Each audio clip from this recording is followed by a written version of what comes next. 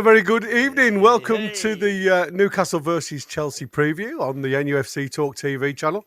I've got myself, the Geordie Yam Yam, the Mighty Win, Rowley, Peter, and DX with us tonight. Going to have a good look at the opposition on Sunday at 12 midday kickoff.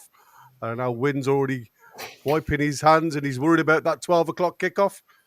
But at the end of the day, we've got to win. But before we get into all that, let's do the housework and then we'll crack on with the show. Welcome to everybody watching across all the platforms. Thanks to everybody working in the background. Don't forget to hit that like button if you enjoy the show. Subscribe, totally free. Hit the bell for future content. If you want to help the channel grow, become a member. Small monthly fee. Different levels for you to choose from. If you've got a question for anybody in the panel, put a Q in front of it in the chat. Not guaranteed, but if you want to guarantee it, then throw us a super chat. Follow the $sign, the instructions, and we will have a chat with you. Anybody that becomes a member or any of our lovely members that gift them out will be highlighted and thanked as we go. So how are we, guys? Are we squeaky bum time yet? Or are we still all relaxed? No, the bums are squeaking, I can assure you. The bums are squeaking. Oh, yeah, okay. This feels like game time, doesn't it? The big. Do you reckon this is the 6-pointer? Yeah, I think it has to be. I mean, there is an argument that a draw might not be a disaster for either side, but I think at home we've got to be looking to win it, haven't we? Really take advantage and keep it in our own hands completely. That's got to be the goal. That's the way I look at it.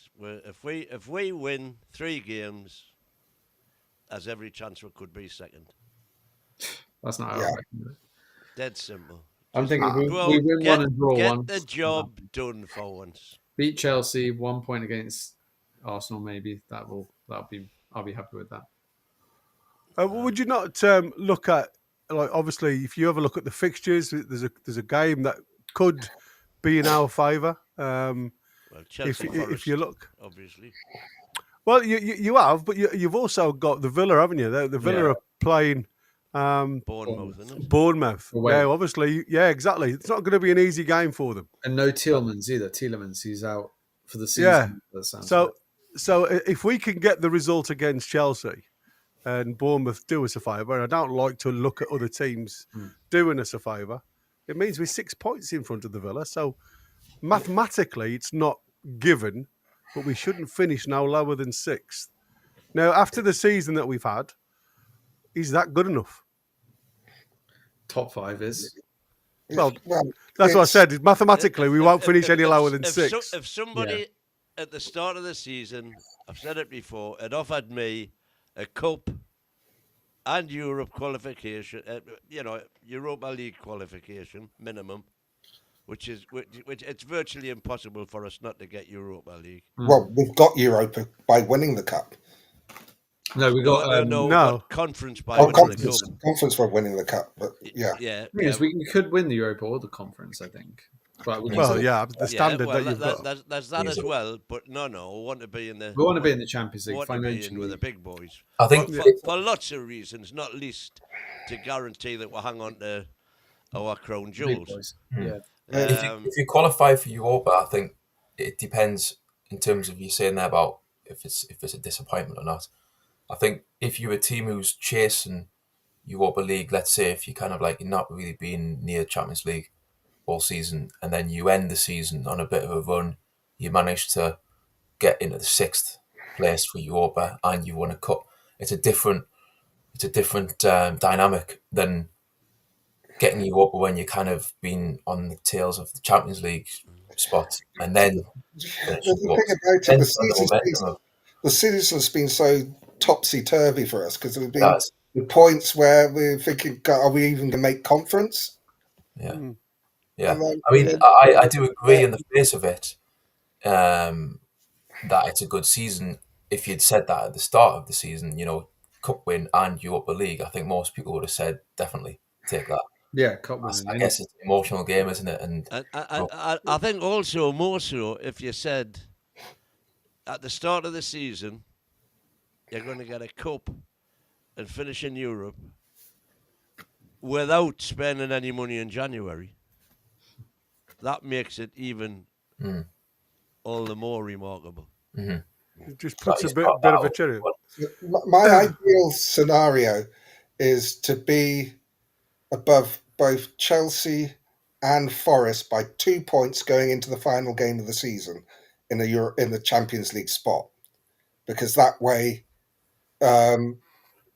we will say if we're fourth and Forest are fifth or Chelsea are fifth, Forest sixth, and they're 2 points behind us. That means we definitely qualify for the Champions League because they play each other on the final day. So if we've got a 2 point gap on them, and we're guaranteed to finish above one of them. Yeah, I think with goal Well, difference, all you're doing there, Yeah, Rolly, exactly. though, is putting the pressure on this particular game Yeah, because well, this is the make or break game. Yeah. Right? It's not the end. Right? If we lose, it's not the end of the world. We still got 2 more games. But I if think we win it, I It still will think, feel like despite the Liverpool. fact there's only 3 games to go, I think there's many a twist and turn to come.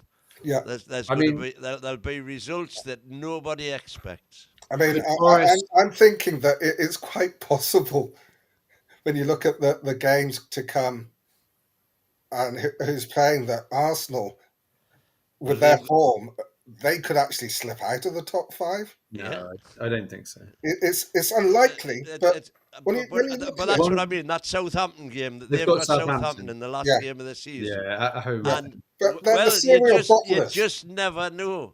Yeah, they're the serial bottlers. So The one I think Forest could capitulate. They've got Leicester at home, haven't they, this Yeah, weekend? they've So got Leicester Yeah. at home, But the West way East Ham Midlands away. derby. Yeah, the way they're playing, and I think Gibbs White's missing this one, and Murillo, right? The 2 Yeah. big players. So you never know. They could draw. Something mad could happen. Leicester could, and this is Leicester's last real big game, isn't it? Oh, it is. Yeah, absolutely. And I mean, like I say, it's always a tough game. This game, might play there's a lot of passion there. but Leicester are awful. And then they've got West Ham away then, which will be West Ham's last home game of the season. And They're awful as well. Like, they're hopeless as well. But I mean, even if they get 4 points from those 2 games, that gets them to 65.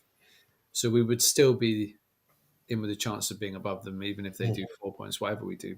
But we've got to just focus on winning this game, I think. Yeah, it's one game at a time. Yeah. Each game. Absolutely, got to look absolutely. at this game as a massive positive that we're playing Chelsea at home, where you can obviously take points off one of your rivals. Like it's a positive thing. Like rather than kind of playing someone else who's not in the race, you want to play these big games against these teams fighting for these spots. You know, it's what these players should be. It's what they play for, like these big moments to get over that. I think. Yeah. I think it with the team is that they tend to show up for the big games. I think that's what I was just going to say. It seems for me this season, I'd rather play teams above us because we seem to take the game to them rather than teams behind us, as it feels we've struggled somewhat to get the performance levels. Yeah, we struggle with the teams directly below us, don't we? Like 8th, 10th, 11th. But we seem to be pretty good against the Arsenals and actually in the Cup against Chelsea we were good. In the league we lost, but we were on a We back. shouldn't have lost that one though. But even against Man City and Liverpool at home, we did play well. I mean, we didn't have Isak for the Man City game, so we got a point out of that, and we played pretty well. So I think, we do raise our games for these sides. It's unusual, but and I think Gordon's a big remember the real pressure games. We turned up big style. The semi-finals against Arsenal and the final. Those are pressure games, and we turned up like gangbusters there. Yeah.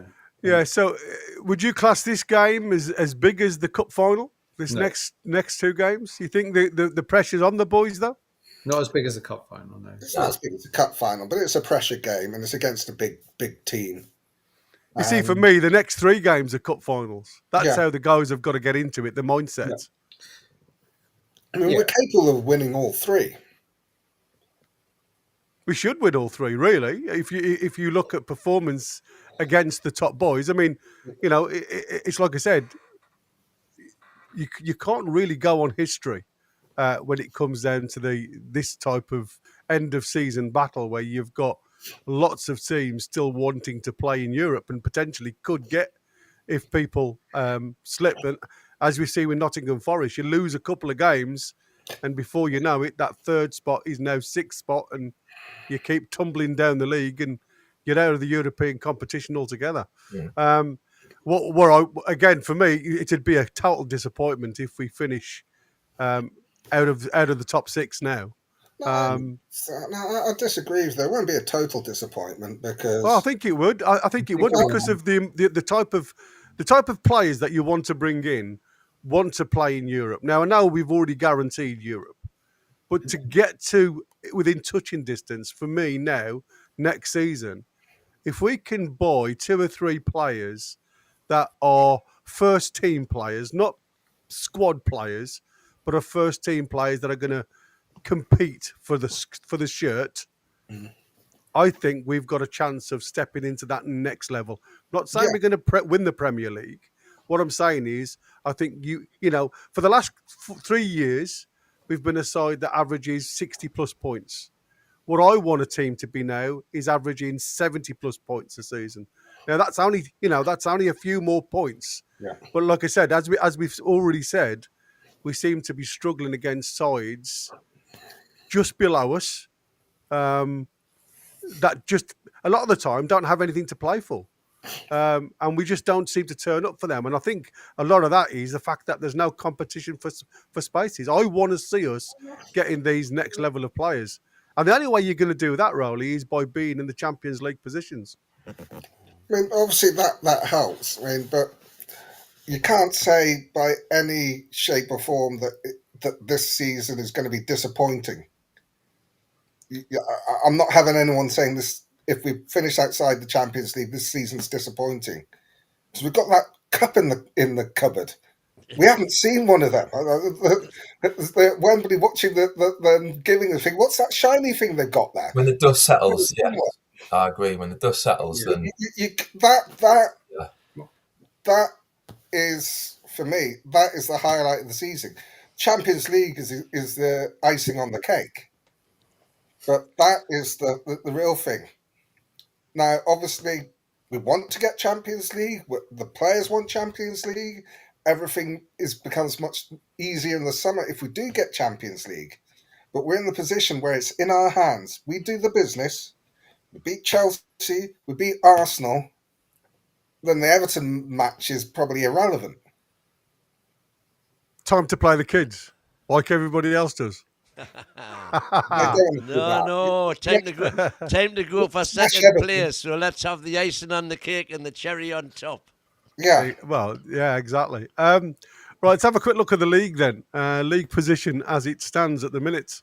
Like I say, it couldn't be any tighter, really. I mean, really speaking, Bournemouth are really out of it now. I mean, they can't really get involved in the 7. Obviously, Newcastle, Chelsea, Nottingham Forest, and Aston Villa are all vying for the 4. The 5 places. So 7 for 5. Yeah, 7. Well, it's 5 for 7, isn't it? Right. And I think you know, for me, this is the exciting point now, isn't it? Anything from, I mean, obviously Liverpool have won it. They've worked really hard. It's all that's left of this season now because that is exactly right. The relegation's sorted. Relegation's decided. Champions are sorted.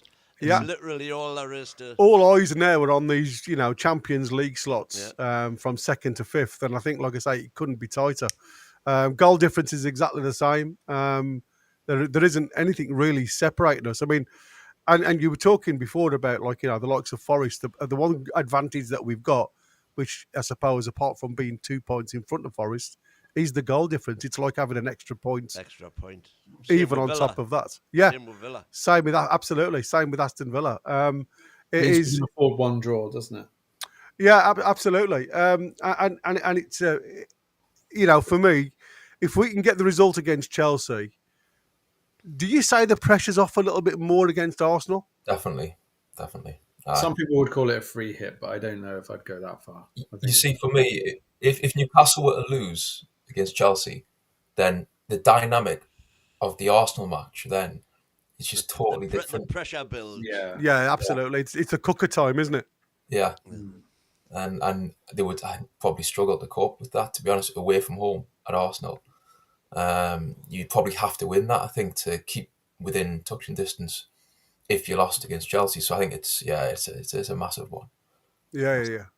Well, I've been saying for months now, you know, I'm not really worried about Chelsea. I'm not worried about Arsenal. Everton. Everton's the game that I've Really? got me They're dead. good.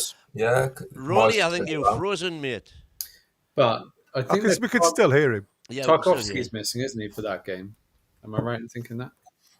Yeah, I think he is. Yeah. And he's the glue that holds their backline together. So that's a little bit of a bonus, perhaps. Yeah. I mean, it's strange, isn't it, to think that, you know, we're just talking about Chelsea and Arsenal as our next two games, and we've got people worried about Everton. And that's the performance levels, though, isn't it? They beat Forest last time out. Last time out, exactly. But that's what I'm saying. That's our drop-off point again, though, isn't it? And that again is just typical of the results that I'm seeing. I think there'll be more of those results between the top 6 clubs before the end of the season. There'll be some really unexpected results, like for example, Southampton beating Arsenal. We could be all doom and gloom, having had, you know, bad results against Arsenal, Chelsea and Arsenal, and then lo and behold, we could end up getting a draw against Everton, which Arsenal get beaten. You know, different things happen. Yeah. Just with Everton as well. I mean, if I was an Everton player, or if I was David Moyes, I'd be saying to the players, "Look, you show me that you're good enough to be in my plans for next season," and they really should be motivated to show Moyes that they're good enough to play for him going forward. So obviously we'll hope that they're on the beach and not like that. So. Kind of give What I'm hoping for is, obviously we beat Chelsea and Arsenal lose to Liverpool, and then if we beat them, we can finish above them. That's right. And I want to finish above Arsenal. Obviously, I want to finish as high as we can, but it's more to they've been yapping on about getting Isak, and then think, well, why would we go to a team that finished below him? Exactly. We haven't. I mean, the fact that they can't afford him is neither here nor there. But 25 years, have we? I think it was 96, 97. Was that the last time we finished above them? We haven't finished above both Arsenal and Man United since the 50s. We did last season, didn't we, Man United? Yeah, I thought we did. It's in both Arsenal and Man United. Both Arsenal. Aye. Yeah, it's mental. Oh, Man United have just gone 4-1 up in the 90th minute. It's going to be crazy, isn't it? Spurs, Man United. It's been a very poor Atletico Bilbao. I thought that was going to be the game that really pushed. It was the Leon game. Wasn't it? They could have lost. Yeah, absolutely. Incidentally, talking about Everton, the rumours are out again that Moyes is after Longstaff. And Good luck. And Longstaff getting a bit, maybe it's an extra couple of million on his fee by what Sandro's been saying about him. Yeah. The most underrated player that he's ever played with. Yeah. Is Chris listening to that? No, but there's a lot of players have said that though, haven't they? Yeah, the players seem to rate him highly, and so do the coaches. But the fans. So that's a weird thing, isn't it? Is that not something that transitions from? Like I said before, there's lots of players in training can train totally differently. You know, they show so much form because obviously there's players that just stand off a bit. There's nobody going to come through you, so players are allowed to play a little bit more relaxed. But when that comes to transition onto an actual match day, you never see the same player because obviously mindset is you're going to get clobbered every time you get the ball, so your head's somewhere else. It's not actually concentrating on the game. I've been involved with so many talented players that are performing levels on a training field compared to on a match day are vast. And I think that's what you get with Sean Longstaff. Not seeing it, but obviously when you start hearing lots of players, elite players, speak highly of him, he obviously shows something different in training than he does in the match. But do you think it's about training, or do you think they're talking about the matches that he's performed? It goes unnoticed what he does in match. I'm not defending him, but just playing devil's advocate. Do you think it goes like maybe they see something in his game that's it's unseen by anyone else? I think particularly in the last couple of seasons, he does a lot of the hard graft. Yeah. goes think last unnoticed. season- I last think season- that what's happened now is, now that Tonali's up to speed, he can do those hard yards as well as the technical stuff. Where Yeah. Sean would just do he'd be the guy covering to let Bruno go forward. He'd be breaking up plays. He covers every blade of grass, and he's got a tremendous work ethic. But he's just not at the level that we need to go forward. Yeah. He could do a job at basically any Premier League club that's sort of like just outside the European places. But for where we want to go, he's not good enough, which is a shame. Exactly. I've just got the slide on here, and obviously the team costs, if you like, and players that we've bought in. As you know, we haven't bought a lot in recently, so there's not a lot to go by. But when you look at Chelsea's team compared to ours, £922 million total market value. Quite a massive difference, isn't it? When you look at the playing squad that they've got, 30 plus players, And their loan value, their loan market is unreal. The amount of players in their squad that I've never even heard of. Is that the current market value? that's exactly that's they've actually what they actually paid for them is considerably more than that. Yeah. That's what I was going to say. It's over $1 billion. You go to Chelsea and you do value yourself. Yeah. Whereas if you look at our squad and you look at what we paid for them compared to what the squad value is now, it's markedly increased. And again, that's down to Eddie. Yeah. And if you look at players Eddie like and the Mudryk, scouting team and the coaching team. And the coaching team and the scouting team. yeah, Yeah. Mudryk cost 80. Didn't he cost 85 million or something crazy? Who's that, sorry? Mudryk. Yeah. Who's Yeah, out he's on loan 80 now, million. isn't he? And I think he's they've got on- more players out on loan than they have actually in Chelsea in London. Well, Sophie was just saying somewhere, where did I put that? Chelsea are playing a third squad Tonight. tonight in the semi-final. Yeah. They've got a couple of 16-year-olds, I think, a 16 and a 17-year-old playing. And the only player that's potentially going to face us is Cucurella. Which, of course, Gusto, means possibly. Shout out to my boy. they're saving their big guns for Sunday. Yeah, absolutely. That's not going to do us a favour whatsoever, them playing tonight.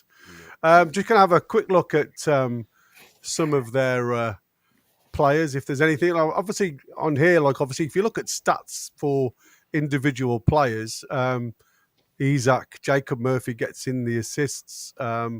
Very few, apart from the ratings regarding Cole Palmer from Chelsea. There's a lot more Newcastle players. Well, obviously, Isak, who's had a really good season. But again, you can see individually, Chelsea, apart from Palmer, who's the only name that seems to reappear, the same as us with Isak, actually doesn't get involved in anything else apart from, like I say, there's nobody else in that side. So that shows me that, individually, there's only certain players, the same as Newcastle with Isak, that are actually getting in there. But if you go into the team side of things, it changes up a little bit. And what you get with obviously the goals per game, you see Newcastle up here just under 2 goals per game.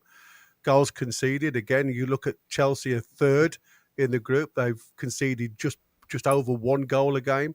So again, that shows to me that it's going to be a really tight game. Them defensively against our attack. If we are not unsung up front, obviously they don't concede much. So it could be one of them frustrating times. They like to keep hold of the ball, Chelsea, as you can see. Again, third in the table. So that's really tight. Can you see this, or do we need to close it down a little bit? Well, one side of it's not showing up, but All right, let me just lower it down so you guys can see it. oh, there we go. But Is that better? it's small, but it's all fitting into the screen. Well, I'll highlight what's on there. I mean, it's not like I say, it's there for everybody. Chelsea on the average possession there, 57.5%. As you can see, very, like I say, like to keep hold of the ball again.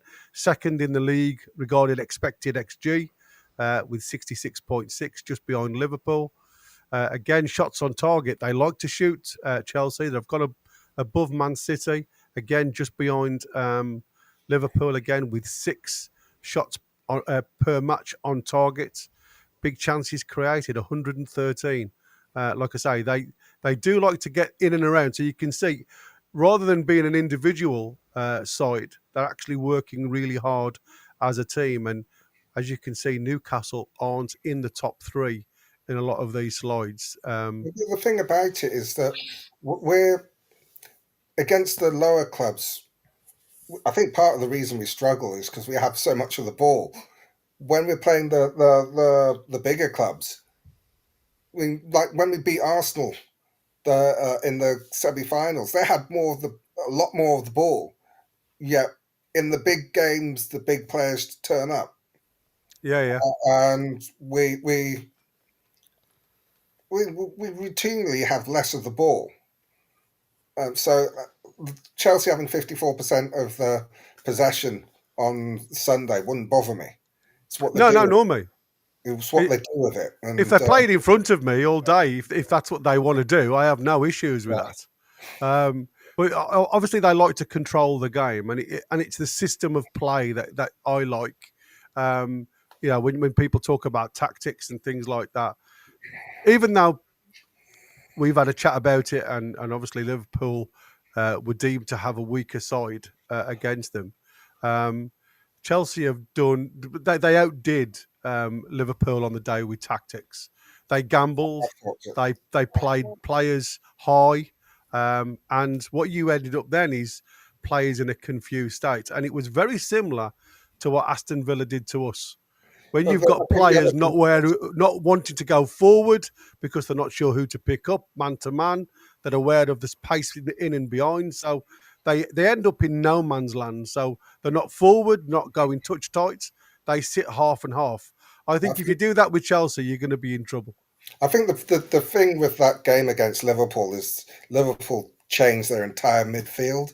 So they didn't have McAllister. They didn't have to start with Szoboszlai. Gravenberch, they basically played a second string midfield, made 6 changes for the game. So Chelsea took advantage of that, and I'm sure they. Yeah. So you don't think it was anything to do with Chelsea's tactics then? I think you thought it was the weaker players, even though these players have played Europe. Yeah, but they're not McAllister, Szoboszlai, and Gravenberch. But you've got internationals that are coming in off the bench. Not top draw internationals. Well, what you wouldn't class an English international as a top draw player then? Oh, Curtis Jones is a good. He's not like that.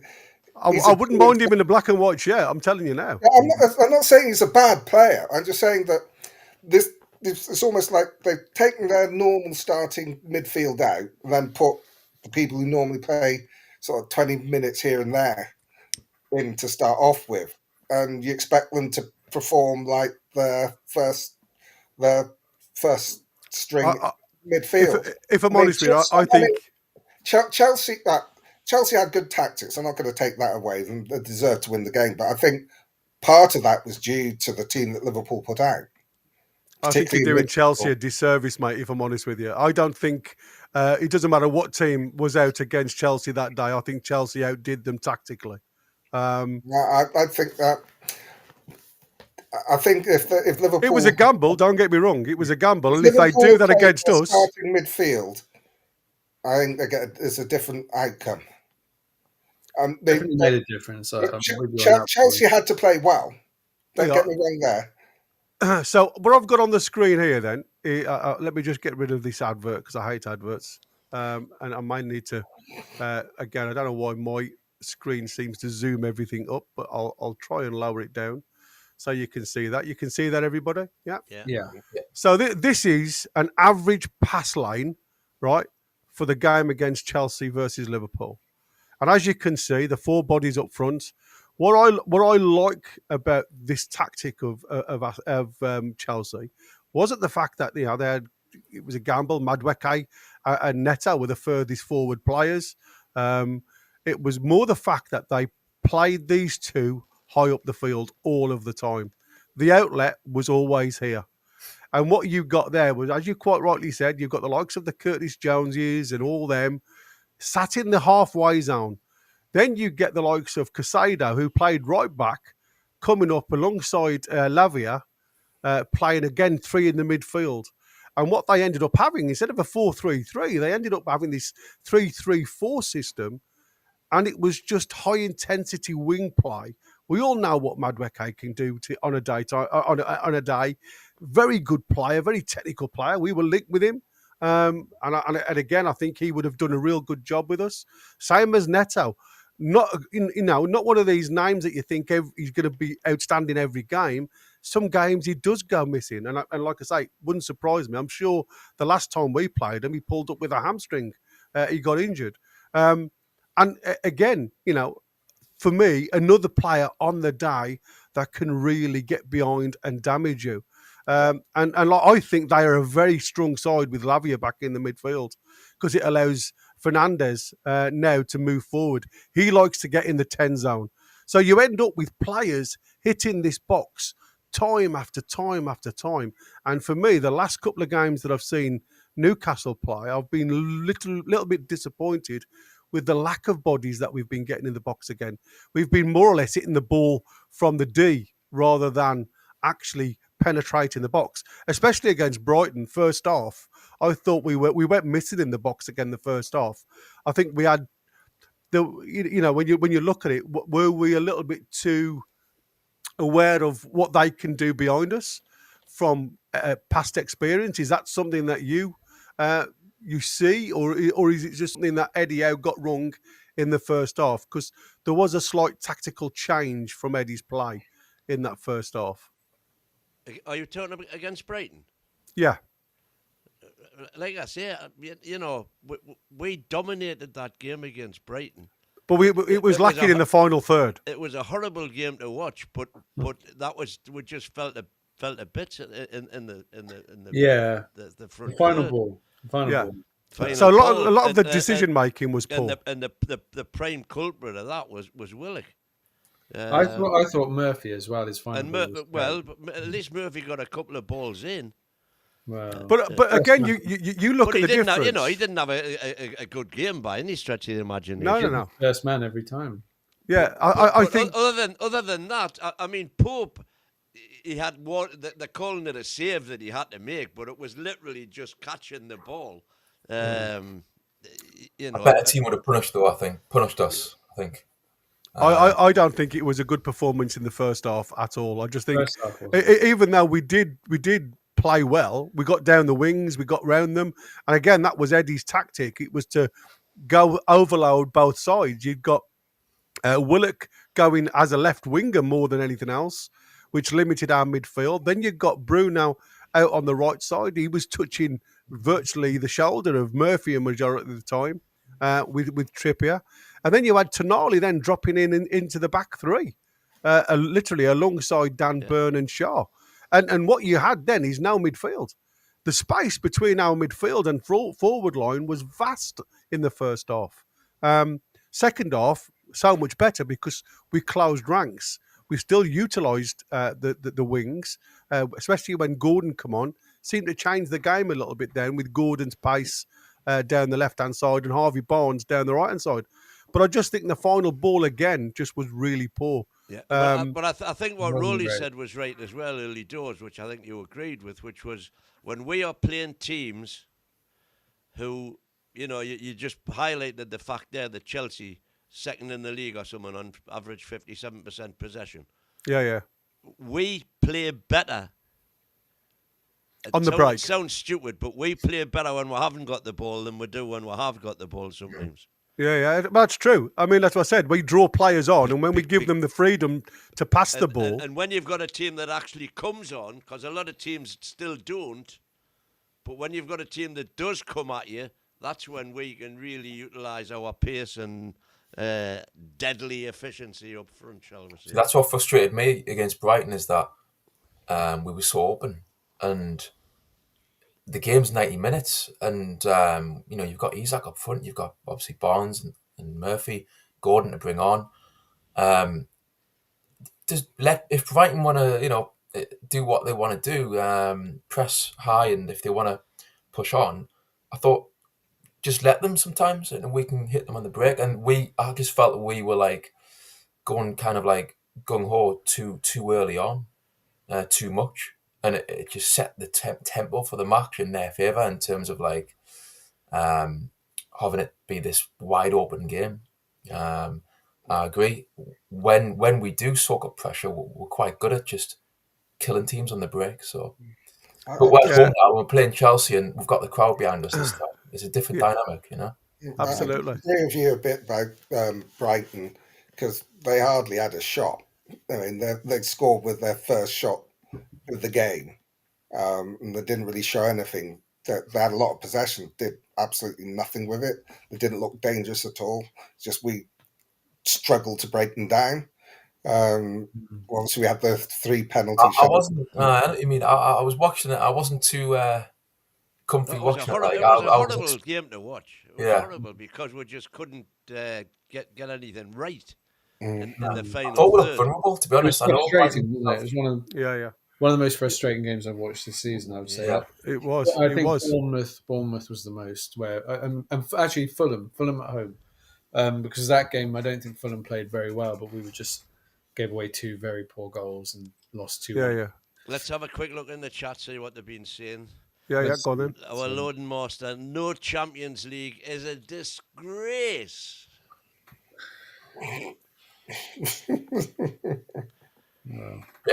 Going a bit farther, I think. But I think right now it's a toss of a coin as to whether we'll finish top 5. So any meltdown should be put in check now if we don't. To be in check now. Sean Sillett, new name there. Welcome, Sean. I personally think it will go to the last game of the season where 3 or 4 teams will still be in the mix. Yeah, I agree. That's exactly what I've been saying, Sean. Sophie B, beat Chelsea, draw at Arsenal, win against Everton. No problem. Love it. Love that, Sophie. Positive Dennis Woodby, Farmer. Last game at home this big was when PSG rolled in with a much better squad than Chelsea has, certainly. And our squad is much better. So we beat these mugs 5-1. What a game that would be. We had Shawnee Longstaff scoring in that one. Yeah. Longstaff reminds me a bit of Darren Fletcher. Underrated as a player and what they do when they come into the team. Top notch. Top notch, yeah, exactly. And Dennis again, God doesn't care about football if he's going to give a trophy to either Man U or Spurs. I'm going full on atheist. Yeah, exactly. Just finish these off. Haven't been in a life, this is Kieran. Yeah, I think that's K88 if I'm not mistaken. Haven't been in a life for some time, so I want to ask what everyone's thoughts are on Asula not getting any minutes against Brighton.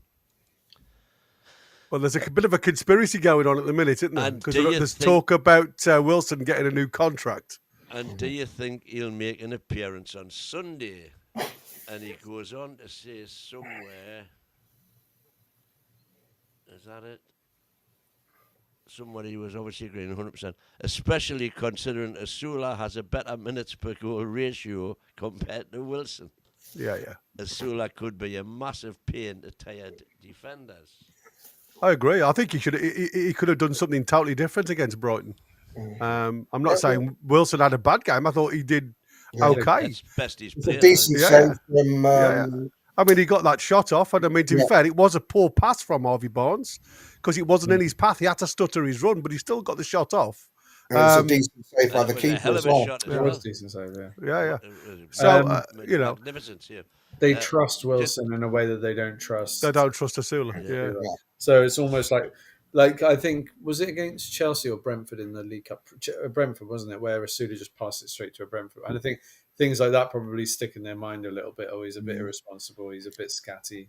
I mean, it's a bit of he's going through the Lewis Hall treatment, where they're getting him ready behind the scenes so that he'll make a bit more of a splash next season.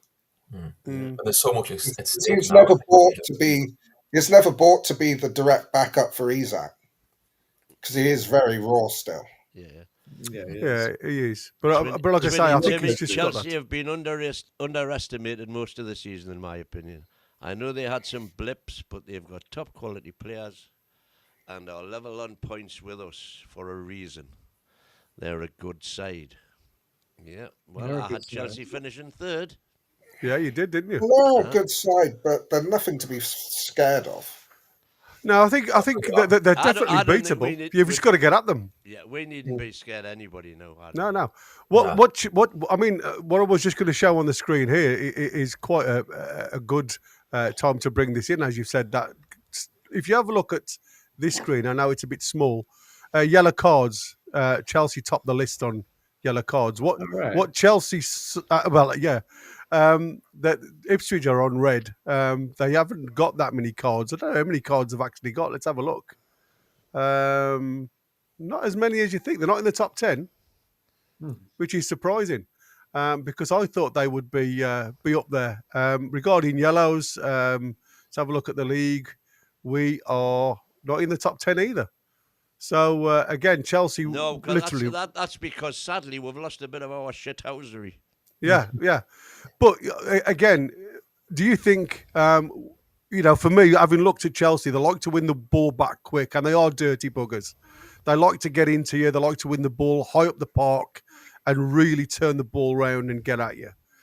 I think we need a little bit of support from the man in the middle. I think he needs to be on the ball this game. And that's John Brooks, who's refereeing the game. He averages 4 cards, and for the home team, just under 2 cards. For the away side, he averages just over 2 cards a game. Do you think protection is required when it comes to the game on Sunday? Well, they've got 3 Do you think defensive he's gonna midfielders, haven't they, in the team? So that's quite an interesting dynamic. They're going to have Fernandez, what's his name, Casado, and Lavia, who are all naturally defensive-minded players, tacklers. So they've got a bit of bite in their team. This is why I'd probably, and a lot of people would disagree, but I think this might be a good game for Lewis Miley. So I think Willock, he's a good athlete, but bits of his game are quite weak. He's a bit irresponsible. So I wouldn't mind seeing Miley come in. I think it would be a big statement of intent, like of faith in Miley as well if he played. And I do think he's a guy who doesn't mind putting his foot in a bit. So yeah, that would be probably my change. Well, just out of interest, it was John Brooks who was referee against Arsenal. Yeah. With the 3 times challenged goal that was scored. Oh, right. If you remember. And then it says he's refereed with 3 times, but I can only find 1. No, that's the only game he's refereed against us. Good omen. He's in the middle. Unless he did he do maybe a couple of the Carabao Cup games? But you say, obviously, Chelsea have got bite. And they have. We have as well. That's the thing. We've got. Oh, he Bruno, did. He did the. He was the cup final referee. Cup final referee. I knew I recognised the name. Yeah, he's only done 1 in the Premier League, but the cup final and as well. also Arsenal. Yeah. At the Emirates in the semi-final. So we've got a 100% record with Mr. Brooks in the middle. As long as he doesn't have a clanger, that's all. That's what I said. Yeah, exactly. Right then, let's have a quick look at the teams then. Here we are. This is the 2 teams that were last out for Newcastle. Popey, Tripp, Shaw, Byrne, and Tino Livramento as the back 4. Willock, Tonali, and Bruno, and then Harvey Barnes left. Isak up top, and Jacob Murphy. Any changes expected, guys? Expected, I don't know. Oh, well, the big question mark is Gordon. Do you get Gordon into that team somehow? But I would have Miley in, but... yeah, I'm with you on that. So the question mark is Willock, isn't it? Yeah. Willock So and... he won't play Miley on the left. No, he won't. He'll drop Bruno over there. Yeah, Bruno would go left and Willock would and go Willock right. will come into here. So Yeah, sorry, Miley will come into there. Is that what you're expecting? That would be my choice, but I don't think Eddie will do it. I So don't think- let's just drop him out then, and let's bring Miley in, and let's just have a look at what the side looks like with Miley in when I can find him. There he is. I do think Gordon might start. I've got a funny. Well, but then Eddie's very faithful, isn't he, to the Yeah. players? Again, if I was, you see, I think it would be very unfair for either Barnes or Murphy to be dropped. Yeah. However, Never. Do you think that is a stronger side? That's all I'm saying. Do you think that is a stronger side than the side that played against Brighton? In my opinion, yes, but Yes. I don't know if others would agree. I would currently, I would say no currently, because I think Murphy on the right has been so good, and I think he's better than Barnes on the right. I think Barnes, he looks more at home on the left, and yeah, I would say keep Murphy in. Personally, my take is keep the team the same. Don't change what's not broken, you mean? That's it. I mean, Well, don't get me wrong. I get what you're saying about Miley. I think I'm a big fan as well. I think his time will come sooner rather than later. So you're not dropping Willock, But I Peter? just think Willock, it's a chance for him to really show what he's. Has he shown up to yet? If you remember, it Not quite, not yet. took Barnes a few starts Yeah, to get up to speed. Mhm. And we've said it a million times, you need match minutes in your legs. and he's got, like you say, his athleticism, I think, could come in handy in that midfield. And with Chelsea's midfield, they're busy, like you say, they get into you. They've got an edge to them. Willock's got the legs to keep up with that, and it's a lot of pressure on Miley at that young age to come in. To be honest, I don't think Miley he's done it before. feels any pressure. He Every may time not. every He's not time he's ever assisting come each on. other. Yeah, I mean, he probably is good enough to come in and do it. It's just if you push me for an answer, I'd probably keep it the same. I think. Keep it the same. I Give it a chance think to- I'm inclined to do the same, actually. Yeah. I feel like with Gordon, he is a big game player, and especially at St James's Park, he seems to really thrive when the spotlight's on. And Mind you- he definitely changed the game when he came on He Saturday. did, Oh, yeah. absolutely. On the flip side, what a sub to bring on. If he's, Well, I think that's what Eddie Howe said, didn't he? He changed the game, and that's something that I'm looking for. And we've got very few of them that can come on the park and actually change the game. I do think though that is probably the one change I can see if he's going to change anything. You think it'd be maybe bringing Gordon in for Barnes? I don't think I would personally, but I wouldn't be that surprised if Eddie Howe does that. You see, I think if that was going to be the case, I think it would have been a straight swap against Brighton. If he had plans to be bringing Gordon back into the squad in place of Harvey Barnes, but as you saw now, Harvey Barnes is getting swapped over to the right hand side. So it's obviously something that they're trying in training. Jacob Murphy does a stint, then Harvey Barnes comes in, and like you say, he works on tired legs at the back. And like I said, what these have a habit of doing is bringing these guys forward, and they play a three, and they move across three. Now, for me, the one thing that I would like to see is us gambling, playing high, and not dropping back into our usual 4-5-1, or dropping back here and having a 5 across the back, which is what we have a tendency of doing. I don't like this when we come too deep, playing the 5-4-1. I prefer us being the blockers high up the field rather than being, on the 18-yard box as we have been in the past. I know it can work for us. I just think sometimes when you've got the likes of Murphy dropping in here, the outlet ball, then we always look left. It's just so easy for the opposition to channel the players over to the left, their right. And that's what happened even against Ipswich. We struggled going down that left-hand side when there was an out ball because of the way they did. Hence, we dominated and all our goals came from that right-hand side. And it was virtually the same. It has been the same against most teams that we face these days. They know we heavily dominate that left-hand side, so they try and close that channel off. Now, I ain't a big fan of Casado playing at right back. I know they did it at Brighton when he was at Brighton. He tried it there a couple of times. He has in and out games for me. He certainly won that I think we can challenge if he does play in that right back area. But like I say, this is how they set up most times, and you'll get these two get close together. Then you get Madueke, he'll come more of a central, and you'll get two partnerships going on. So for me, if Newcastle go man for man, which is we have a tendency of doing these days, especially if Sanchez gets the ball or the ball gets back up here, it'll be everybody moving and pushing on a player. That is where I think the likes of Miley may struggle.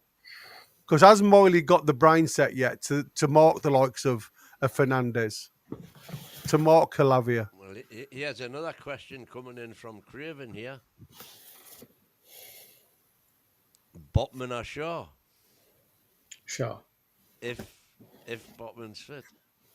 Well, Botman is fit, like I say, but is he match fit? He's not fit to play 90. I don't think exactly. I don't think he's sharp enough yet, not to face a team like. And I'm not saying that Shaw's been outstanding, but the one thing you get with Shaw, as you saw against Brighton, that right to left ball is always on. And when you look at our back line, there's not many players that we've got in defence that can ping a ball 50 yards. I'm not saying it always goes to feet, because it don't always go to feet, but it goes to target. And if they do play this football, this style of football, where they go 3-3-4, I think there's always going to be an outball for me down that left-hand channel. And I think, like you said, if it's Harvey Barnes or Anthony Gordon, if Eddie Howe's got the balls to play it, we play high. We always, let them mark us rather than we mark them. And I think we go too negative at times. We give them too much respect. And I'd like to see us play high. Where do we all stand? That's the question. What do you guys want out of this team? Well, I think you make a good point about Caicedo. Get at him. If he's not an orthodox right back, he's not his midfielder, really. So he's a defensive midfielder, natural. Yeah. Tell Barnes to get at him, or Gordon's playing, and that could be a weak point for Chelsea. So I can see us getting joy down that side, definitely. I mean, it's really weird because when you look at the setup of Chelsea, they block with the 6, which is here, and again, if we haven't got free runners like the likes of Bruno, I'd love to see Bruno in this channel because he's naturally onto his right foot. The one thing I've noticed with Bruno out on this side is he don't shoot enough for me, because the angles are always narrow for the shot with him being a natural right footer.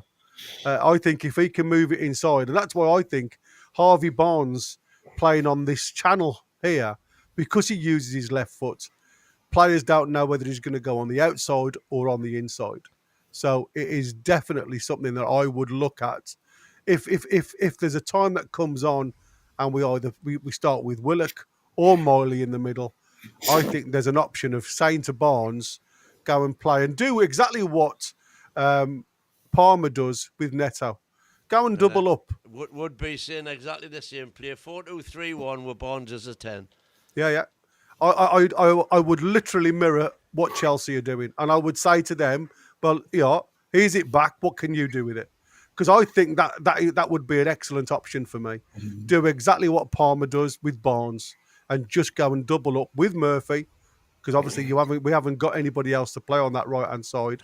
But it allows them to make a change. And I think sometimes what we've done in the past, when teams have got on us, like the Aston Villa, we have to make a change. We're forced to make a change to compete. By that time, the game's gone. And I think, at home, yes, it gives us that an extra input. But I think we need to be starting to look at, if we can't get behind these guys with our standard 4-3-3, how can we adapt the system to actually hurt them? And I think that, for me, would be the perfect answer. Well, for me, we need to dominate midfield, cut off the service route for Palmer. Nicholas Jackson's is an okay striker, but I wouldn't want to have to rely on him. Well, if you remember the Liverpool game, when the tactics that Eddie employed then was basically prevent Salah getting the ball. Yeah. And it worked to absolute perfection. Well, Tino had probably had his best game, if I'm honest with you. I mean, he did get round him a couple of times in at the home game where we drew 3-3, but he seemed to have learnt his lesson in the cup final because they didn't get the ball to Salah at all. That was their out. That's always been their out. And that's the same as Chelsea. Yeah. You know, these guys are always going to be Palmer, locked. you stop Chelsea. You stop Chelsea. I mean, he'd been off the ball for I don't know how long, and now all of a sudden he seems to be back with it. And that's, like I said, he seems to be the one that makes them tick. So here's another one. Here's another question that I was going to ask you guys then. Do you drop Shaw onto him? Oh, you mean man mark? Just lose him. Man That allows you still to keep Tino going down the line. You've got, obviously, then you'll have somebody like Dan Burn, but who then picks up Nicholas Jackson? I just think Cher's not up to that job, personally. See, I think he's more up to that job. I'd be tempted to do that because he's done it before and it worked so well. The only problem is it's where then Palmer goes, because what you have a tendency of doing is Shaw not switching off when he goes into no man's land and he carries on these runs, and that leaves us a little bit spare. When Palmer goes up here, I would say, you know what, you can have the ball there, doesn't bother me. I'll wait for you to come back to me, then I'll clobber you. It's who picks him. If you're going to man mark him like that, what about if Tonali did it? Well, then you lose one of your better players. I know, but that's what I'm saying. You know, you're only playing. Don't forget, you're only playing. I just think Palmer is too technically skilled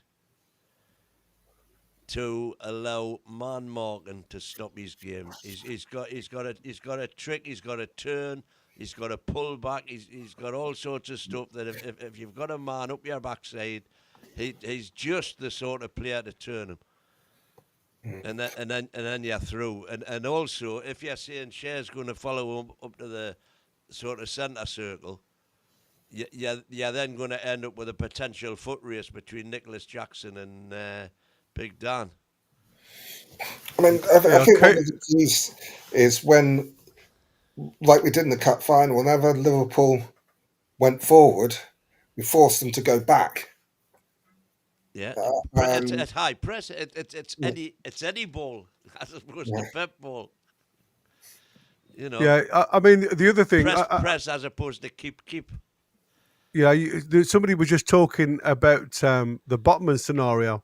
Could you not play? You know, if we were going to press it and we're going to go man to man, does that mean we have to play with 5 at the back? Well, no, there's an option, and drop it. You know, instead of Willock, 5 at the back, double pivot. Yeah. Still allows your lads to go down the wing. Yeah. You've got plenty of cover at the back, and you can literally push up high into these corners. Well, I thought we might have adopted that more than we have done. You know, when it worked so successfully against Arsenal. And there's a lot of players that don't rate, a lot of people that don't rate Nicholas Jackson. And like I say, I think Nicholas Jackson ain't a bad striker on his day. No. I think he can really hurt you if you allow him to get in and behind you and get shots off. Aye. I think he needs, he's one to respect. I know like I say, he's not up there in the limelight when it comes to goals, and he's missed some absolute sitters, but he certainly gets himself into good positions, and can hurt you. So that's what I said. You've got to have trust in the lads to do a job, and like I said, we all know that Eddie likes to go man for man. So who do you put on what? It'll be interesting to see what he does because Palmer's that kind of player where, he's so good and you want to nullify that threat. So when he's on his game, he's brilliant. A bit like Isaac. When he's on his game, he's brilliant. But when he's not, he's invisible. Yeah, that's a good comparison, actually. They both got so much talent and skill and, doing the unexpected and stuff like that. But when they're not on that game, they might as He's well. like Stuart Biggie, though, isn't he? He is Stuart Biggie. And he tends to produce the goods against the big teams. Yeah, and he'll want to get to 30 goals now, won't he? Who was in the chat saying? Oh, it was Mighty Mark. Oh, illustrious the other thing to think about there. with this match is this is another cup final weekend. Well, if we win by a couple of goals, our goal difference is then 4 better than Chelsea's. Yeah, exactly. So, I would take a 1-0, whatever, 2-1. But if we were able to somehow pull out a vintage performance and get a 3-goal win or something, Well, it could really, listen, if somebody was offering me 1-0 now, Yeah. I would take it. There ain't no doubt about that. Just Well, on And the at the field, end of the day, we're at the business end of the season, and the performance isn't important. It's just getting those Correct. 3 points. aye. They can play the worst game that they've played all season. Willock mishits a shot that hits Because off Chalabar. somebody's bottom or something like that. It doesn't matter, does Yeah, it? It doesn't matter. This is about who wants it more. Fernandez and Bruno could be quite interesting. Brazil versus Argentina. Yeah. Oh, absolutely. It could be meaty, that one. Aye. Yeah. But Well, I he's think, got- like I say, I think this with Casado coming into here, this is where I start to get a little bit of a. If we play 5 at the back, we're going to get overrun in midfield. Have we got the skill with these 2 alone and the mindset to take on 4 players? Because if he drops in and picks the ball up, yes, it's still going to be difficult for them to get in and behind. But are we not just giving them free rein in the centre of the park? And as you quite rightly say, Yeah, and I say it all the time, Palmer does the a lot middle- of his best work from. we lost you. Yeah, I'm thinking like if maybe that's a reason. Don't know what he's frozen there. Because if you have Gordon's pace up against Casado at right back, Do you reckon he drops him? I just think that might be something where you might get him booked early on, and Well, that's the thing. That's why I said to you before. I think sometimes you just need that that little bit of protection from the man in the middle. And if he starts to show his authority, and I don't want him to spoil the game, don't get me Is it wrong, just me? but if he Or- shows his authority early, then it changes the outlook of the game, because players, like you rightly say, have to think about their next decision when it comes to tackle. And like you said, for me, that's why I think Anthony Gordon, if he don't start, it won't be long after half time when he comes on, yeah. especially if it's still Well, tight. this is another thing I want to say, mind. You get, with any game Newcastle play now, virtually, you can tell within the first 10, 15 minutes which side's turned up. Yeah, you can, can't you? You know, almost invariably, if we play well in the first 15, we're going to have a good game. And if we don't, we're going to struggle for 90 minutes. And this is where I want to see Eddie being more proactive. That if it isn't working, you don't have to wait until the 60th, 70th minute to make changes. No, you're absolutely right. I mean, I agree with that. I mean, I see. I don't think there'll be any changes whatsoever.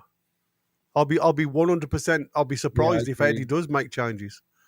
I think he'll want to try and get overloads down this left-hand side, because Willock does run with the ball very well. You saw that against Brighton.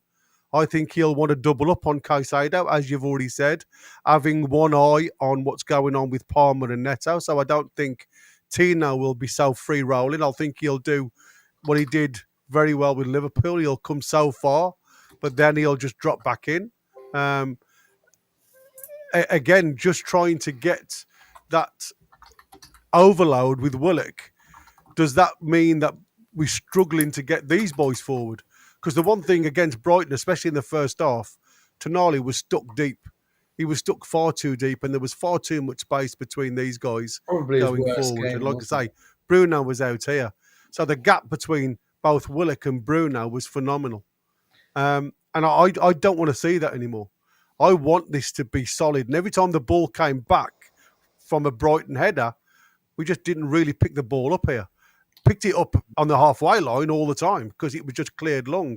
They were just literally pinpointing Dan Burn and Minte. They thought if Dan Burn screws up, Minte's got behind them and whack, he's gone anyway. I think that, we lost. And like I say, he's saying Gusto is back for Sunday and will play right back. We So lost yeah, a there's a bit of, potential Gusto will be back in. a bit of If he, like I say, continuity. if he's he's up to speed. So as he's only just come back, I don't know whether he'll risk him. He may not start. He may start. But either way, it's certainly the area that we need to get onto, because, like I say, Gusto just coming back from his injury may not be up to sharpness. So I would still highlight that their right back area to work on. So come on then, as we're coming up to just after the hour, Yeah. who's your final 11? You go with the team that started against Brighton, or do you say change? I think he will. I think he'll go with the 11 that started against Brighton. I'm in agreement with that. What are you guys thinking? I've just got DX. I've just got a sneaky feeling he might put. Is DX frozen as well? Oh, have I frozen? What's happening with this feed tonight? Everybody seems to be Can you hear me? freezing in and out. Hello? Pete, are you back? I'm back. It's weird, like, guy. Yeah, I don't know. Because, like I say, we've lost everybody at some point tonight. Yeah, I was going to say Gordon. I think. Go on then, Pete. What do you think? Do you think there's going to be a change, or do you think he'll stick with the same 11? I think he'll stick with the same 11. He'll be tempted to play Gordon. I know he will. He'll want to try and fit Gordon in, I think. But I think push comes to shove, I think he'll keep the same, and he'll say, "Go again, lads." Shows that you can do it. Yeah. I think he'll probably say to Willock, "No, come on. You've had your warm-up games. Let's see the real Willock today, please." That's it. Absolutely. I just wanted to end the show. I don't know whether you guys had seen much of YouTube. Keith Downing was on. The under-8s have been him and the lads at the training ground, having a bit of tech ball and stuff like that. It was lovely to see the under-8s with Eddie Howe and the lads playing and training. And the lads picked Tonali and Dan Byrne to play tech ball with, and Bruno. And then afterwards, because the only person who didn't turn up, because Dan Byrne was doing some defensive work with the lads. So the lads were a bit disappointed, these under-8s. So as soon as they went to watch the lads playing football and training, they all ran over to Dan Byrne and give him a cuddle. He's such an icon to the young uns. So lovable. And he's just a lad from the street, isn't he, Dan Byrne? When you look at, did you just see him in the Haymarket, the butchers? In the Granger Market. In the Granger Market, yeah. He's dead relatable, isn't he? Yeah, it's just fantastic. He's just one of the lads. And I think that is superb. So here we go then. We're going to keep it as is. And like I say, there is every chance Chelsea could definitely go with Gusto over here. So who do you drop Lavia from the middle? Yeah, Lavia. For Chelsea. Gusto played tonight, so whether they're going to play him again on Sunday, I don't know. Well, DX, are you fit, DX, for Saturday? Oh, I'm fit. Yeah, I might DX be. is frozen. Am I frozen still? He's like a mannequin at the minute. I don't know I what's happening. can see him all right. Yeah, he's offline. Yeah, that's why I said he's frozen. Just before, and then he just quickly went off. Yeah. So what's my scores then, lads? Well, if DX can score a few own goals, then we'll be sorted. Yeah, absolutely. Well, I'd love that. Yeah. But I've gone 2-1-2. Goodness me. Well, I could hear you, and I was moving on my screen, but nothing was happening. No, you were solid, mate. There was just nothing at all. Everybody's got off the screen at some point during tonight. Statuesque. Yeah, absolutely. The mannequin. So the consensus was we stick with the same side. All right, DX? No, I was saying that I think Gordon... I just have a sneaky feeling he might wedge Gordon into the side somehow. Mm-hmm. Okay. For Murphy, but maybe I'm just overthinking it just because I think Gordon will be knocking on his door saying, come on. Yeah, there's a lot of people saying the same. 4-2-4. Bonds on the right, Murphy dropped and Gordon restored on the left. So I think, I wouldn't be disappointed with that. But like I say, the season that Murphy's had, as much as he's in and out the form guide quite a lot, he certainly brings something to Isak. But for me, Isak hasn't shone in the last couple of games. Yeah, Isak hasn't really been... He scored goals, but mainly, 2 penalties, is it? Yeah. 2 from open play. So, I don't think he's been at his best, but maybe he's saving up for these next 2 games because he does like a goal against Arsenal. His work rate's been good. He's just not done much. Yeah. But he does go through phases like this. I mean, there's a lot of speculation about an injury that he's carrying, but no, it's never been confirmed anywhere. Didn't it take him 6 games to get a goal or something crazy this season to get a goal? He got one against Tottenham, a tap in. But then he suddenly hit a 9-game scoring streak out of nowhere. It was like, oh my god, okay, this is what we expected. Mm. I know that because he killed my fantasy team when I had him in there for the first 6 games. Did he? Yeah. Yeah. So, I mean, do you think they'll throw Gusto straight back into the side, Chelsea? Well, he played tonight, didn't he? So I don't know if he will start. No, exactly. Maybe they will go with the Cucurella, with the Casado right back. Yeah, it seems strange how they've rested him Yeah. tonight. But if Gusto had a chance of coming back, I mean, don't get me wrong, Gusto needs minutes in his legs. I mean, it could be the same for Cucurella. He's played tonight, but it did was he? obviously an easy game. Yeah, I mean, did I? Oh, did he? yeah. Did I? What? I say you got back early. Yeah, I'm sweaty. Yeah. I hope you've had a shower. If you could score a few own goals on Saturday, that would be. Yeah, that's the thing. You know? What if we kidnap Cucurella and I'll just go on there and I'll start banging him into the wrong net? Some bad back. Try it. Yeah, absolutely. I love it. So we'll go with that then. I think that is probably well, like I say, Well, for me, I don't unless see we changes. hear some sort of concrete noises. Well, we'll know tomorrow. At the press conference tomorrow. Yeah, yeah, exactly. Yeah. It could all change But tomorrow. I mean, can you imagine Eddie giving anything away in a press conference? Well, he's not Mad Dog, is he? I mean, Mad Dog at least told you that Gordon will start on the bench. We've lost that little bit of cohesion in midfield, haven't we? Because of Joe Linton not playing, I think, and Willock feels like a spare part at the moment in the midfield. It doesn't quite link with the other two, but maybe it'll all come together in this game. You never know. I've never seen Willock as a centre midfielder. I don't think I've ever rated him as a centre midfielder.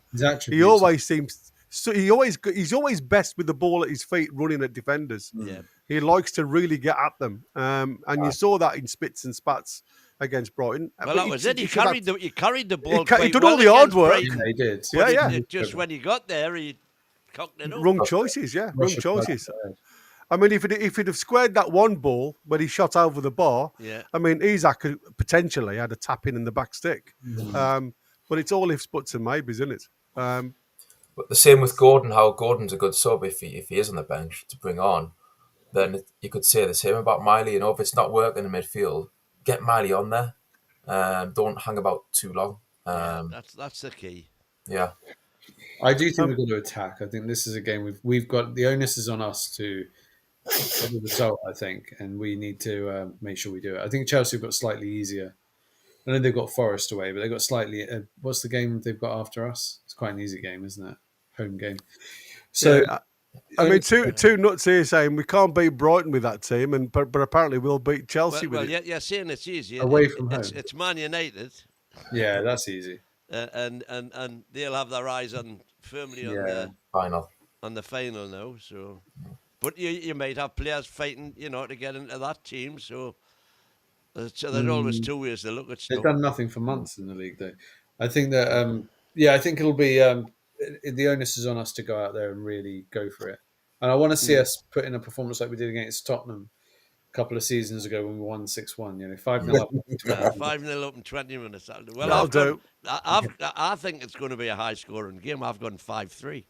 5-3. 5-3. I've got. The Newcastle.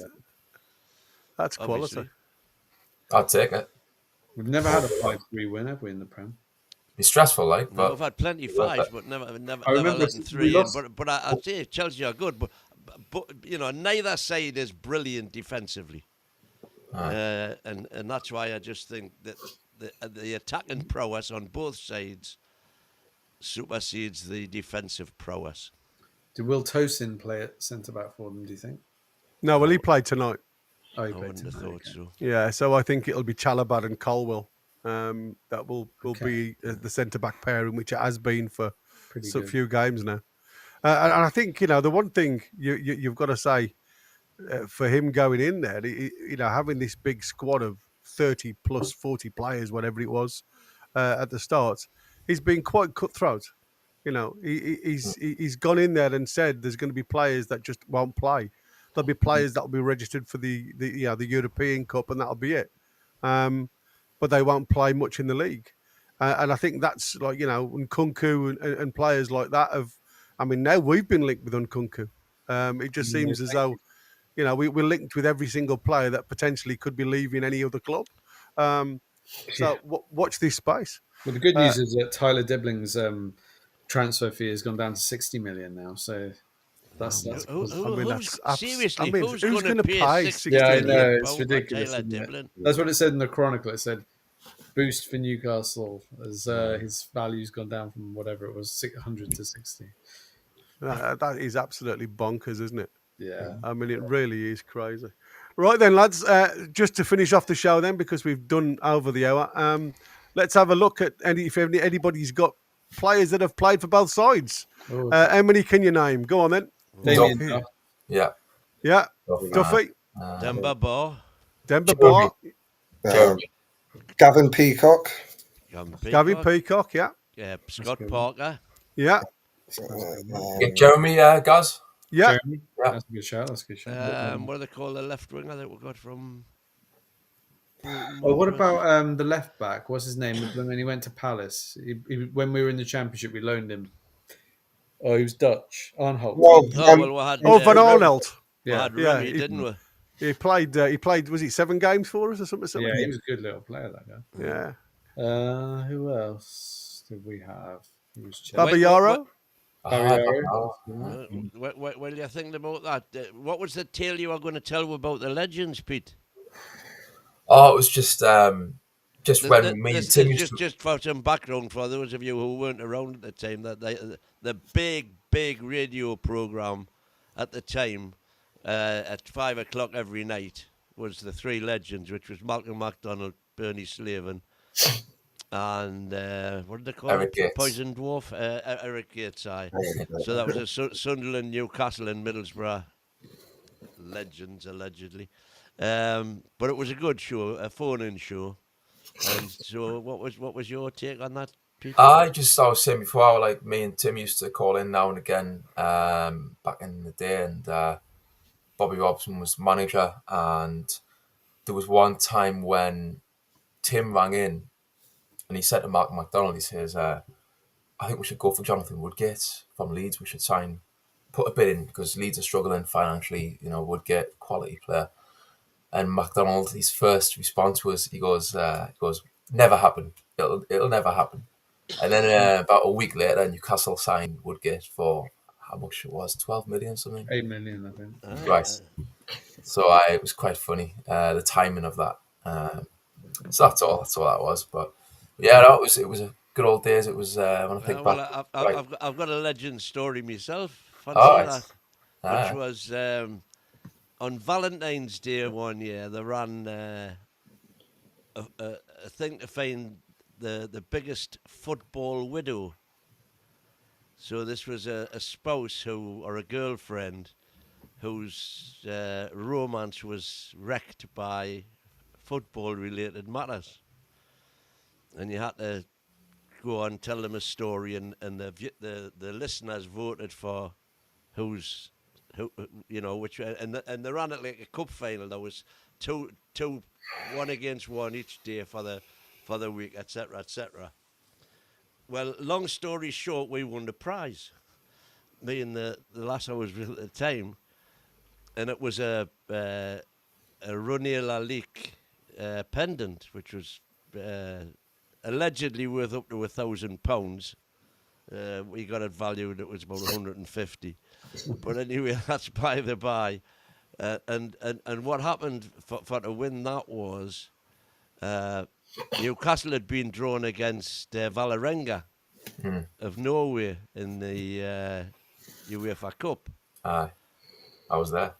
Well, so was I. So was she. And At home, that is, not away. But so the draw was made just before Christmas. So for Christmas, she'd always wanted to go to Norway in the winter. And so for Christmas, I bought a 3-day trip to Oslo, which was the 22nd of February that we played them.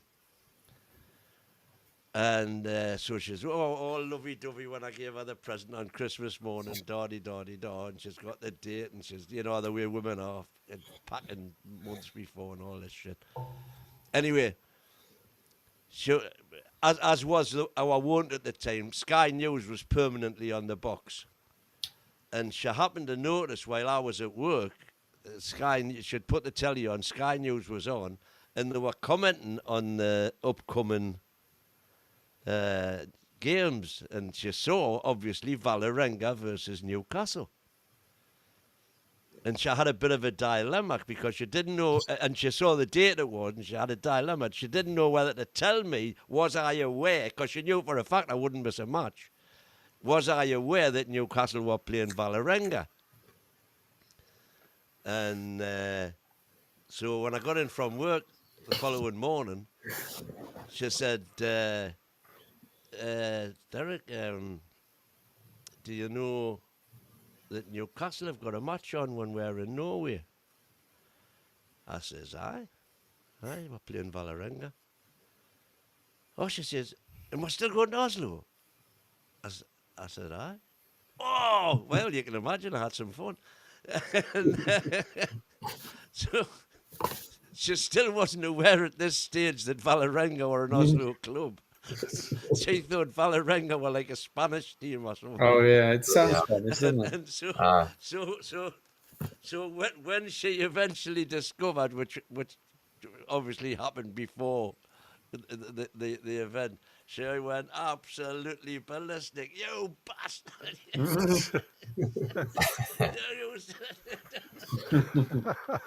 So she was at the match, and she had a big banner. They'd made her a big banner at work: football, Century Radio football, Legends football, widow, which was actually in the crowd that day, shown in the crowd. She was thinking, she was probably thinking, I know where your loyalties lie, and it's not with me. It's with. Well, that was a question a lot of folks were discussing, wasn't it, at the cup final when we won, you know, and you saw all the tears and the emotion and the jubilation. And, you know, you got to be very careful when the wife asks the question, what was the happiest day? What was the happiest day of your life? I didn't cry on either of your wedding days. I think it was Jamie said, well, it was in the top 5. Talking about happiness. He had 3 kids, so it was the wedding day, both the 3 kids. In the final. Talking about happiest days of your life. So the week before last, my daughter got me into an audience with Kevin Keegan. All right. And because she works at the Blackstock Market where it's taking place, so I got in for free and got into the queue where I could actually meet him. What a lovely guy he is! Got time to talk to everyone, and then she goes, she goes to me, I haven't seen my dad look so happy in his life. I'm sure he wasn't this happy when I was born. But he's such a lovely guy, Kevin Keegan. Hopefully he'll be true gentleman. Yeah. Fantastic. Well, that's it, boys and girls. Anybody in the chat that's still with us. That is the end of the preview at Chelsea. The 6-pointer, the big game, the FA Cup again. Here we go. Cup final. Indeed. So thanks ever so much for the mighty win, Rowley, DX, and Peter for coming on. And thanks to everybody joining. Until tomorrow morning at the presser, we'll see you then. 9:30, sorry, we'll see you then. How are the lads? Well, 9:10, we're live. The presser's 9:30. Yeah. So I'll see you in the morning. Get it in them. Take care all. Thanks, everybody. Bye now.